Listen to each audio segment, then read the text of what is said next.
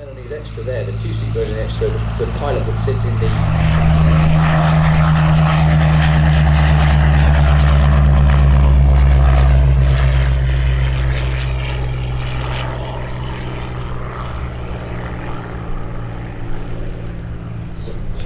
I promised to give this story earlier and got distracted. I'm about to be distracted again, so maybe I'll never quite finish it.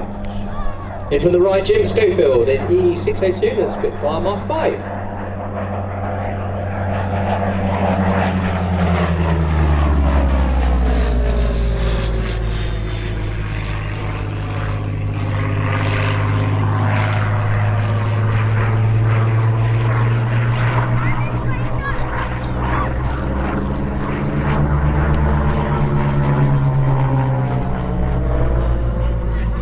But to cut a long story short, the problem was this Joe Smith, who has taken over as chief designer from RJ Mitchell, who comes up with the idea of the teardrop. That gives enough room to house the breech of the cannon, and that's how they get around it. And it is the cannons that you can see sticking out front of the wings, one in each wing, in addition to machine guns. Suddenly you've got a major fighter plane which has got the right arm for the job that it needs to do. And that is a game changer. But the interesting thing is, they were thinking they were going to have to, throughout the Second World War, on into the 1950s,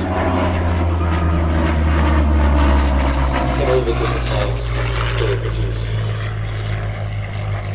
Got my own little anecdote about the cannon on Spitfire actually. In fact, this very aeroplane, I was, I think the year before last, I was tasked with a display one Sunday morning in this very aeroplane. The night before I'd flown the grey Spitfire for display, which doesn't have cannon.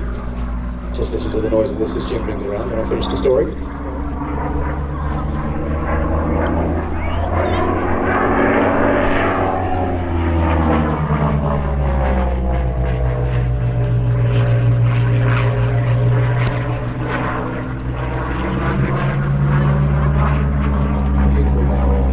So I was doing my put a helmet on with blood dripping down my face. It was not very cool. Well, I must have given you a little bit of a flavour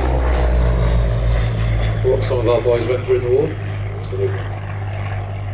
So it's susceptible to overheating, and in fact a radiator flap that opens at the back is manually controlled in this aircraft compared to the automatic control in the twin radiators. It's a beautiful aircraft though, isn't it? And again, Malta earlier on, this is the Spitfire that comes to Malta's rescue. It wins that all-important air battle, and it's amazing that the moment Malta was able to return as an offensive base, what a direct result that has on events in North Africa across the other side of the Mediterranean. So it might be a tiny island, but its fighter defence was absolutely crucial for British Allied war aims in the Mediterranean, which of course then led to complete victory in North Africa, conquest of Sicily, Italy. Really the first part of turning the tide of the war in the West. Everything's connected. But I suppose what I'm driving at is that when you're looking at the Spitfire Mk.V, you're looking at another piece of enormous history and enormous impact really to close the show. Yes, he knew a thing or two about low flying, didn't he? I think that must be the most watched video ever of him flying over